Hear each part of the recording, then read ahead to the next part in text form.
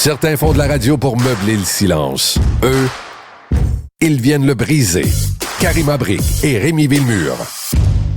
Oli, résume-moi donc ce qui se dit dans la messagerie texte là, sur notre question du jour, pour ou contre la dénonciation. Puis d'ailleurs, je vais juste préciser une chose. Si vous avez déjà dénoncé, dans votre cas, là, vous aviez une job, vous l'avez fait, nous, là, on garantit l'anonymat. Donc, écrivez-nous comment ça s'est passé. Vous pouvez même nous appeler un 87 Cube Radio. On va... Jean-François, vas-tu modifier la voix? On peut-tu faire ça? Non, pas encore. Mais quand Karima sera là la semaine prochaine, on va pouvoir. OK, parfait. Ben, sinon, parlez, puis je vais parler par-dessus vous. On va essayer de faire ça. Vous pouvez choisir votre voix, grave, aiguë. Ça, c'est comme une promesse que je ne serais même pas capable de tenir. Mais écrivez-nous, parce que ça m'intrigue. Il y a des bonnes raisons de dénoncer une situation, un collègue. Il y a aussi des mauvaises façons de le faire. Qu'est-ce que les gens nous disent, Oli? Ben écoute, là, je vois le commentaire ici, entre autres, de Claude de Mont-Saint-Grégoire au 187 Cube Radio. Il dit « Lancer une alerte ne doit pas être une opinion, oui. De toute façon, le résultat est une perte d'emploi, j'en parlais un peu plus tôt, que ce soit par mise à pied ou par démission, car l'ambiance, dans les deux cas, devient insupportable. » C'est intéressant, ça. Ben si je me mets à te dénoncer, Rémi, pour un truc que tu m'as fait ici, là, fais pas ça, mais qu'on veut pas ça, fais pas ça. Ben, ça va être triste à la radio, là. Tu me suis? Donc, ça, c'est un bon point. Et, là, il y a comme une stratégie. Il faut que tu dénonces de la bonne façon. Ben Parce que si tu dénonces de la mauvaise façon, puis que le lendemain, tu es quand même pogné avec ton collègue à table, puis il est devant toi, ben oui, ça puis lui, il sait ce qui s'est passé. Puis toi, tu le sais qu'il le sait.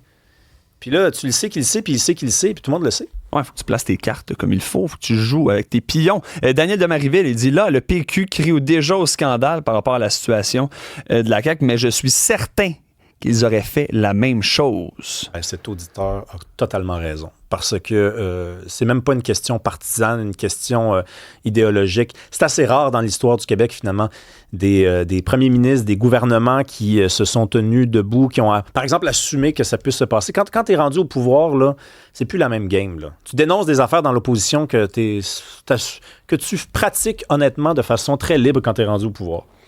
Puis aussi, tu sais, on veut quoi? La personne nous demande, là.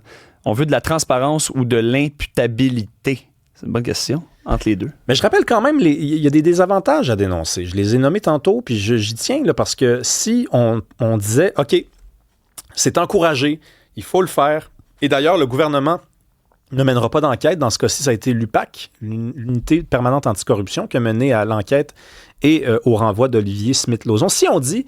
Ben, il y a plus, c'est correct, on peut faire ça. Qu'est-ce que ça donne, ultimement? Ça donne sincèrement une place où, dès que tu as un problème, tu t'en vas voir un journaliste, tu le dis, puis tu conserves ton poste. Moi, je comprends que la machine ait réagi de cette façon-là. Je comprends la machine de vouloir se défendre, de vouloir tenir à ce qu'il y ait des étapes avant que ça se rende jusque dans les mains d'un journaliste. C'est parce que sans ça, c'est le free-for-all complètement. Moi, je ne veux pas vivre dans un monde où c'est rendu possible aussi facilement non plus. Là. Mais si les faits sont établis, là, puis que la personne le sait que c'est vrai, là, qu'elle a, je sais pas moi, 3-4 sources là, qui peuvent confirmer la même chose, pourquoi ce serait une mauvaise chose de dénoncer? S'il y a un processus derrière, là. Tu me suis? Ben, une mauvaise chose de dénoncer, c'est que, regarde, tu peux, par exemple, faire fuiter des données confidentielles. Tu sais, le fameux document là, que Monsef Déragi a brandi devant les journalistes, il y avait des noms d'entreprises là-dessus, il y avait des éléments confidentiels, par exemple, telle entreprise a acheté tel nombre de mégawatts, donc peut-être que ces entreprises-là ne s'étaient pas engagées à pouvoir, disons, accepter que ce soit rendu public. Peut-être que ça faisait partie de leur contrat. Donc là, c'est parce que ça devient le free for all. Donc, nous, on est contents. Moi, je suis content de savoir qu'il y a des gens qui aiment suffisamment le Québec et qui travaillent à la fonction publique pour être capables de risquer de perdre leur emploi pour dénoncer des trucs qui les insurgent. Je suis content de ça.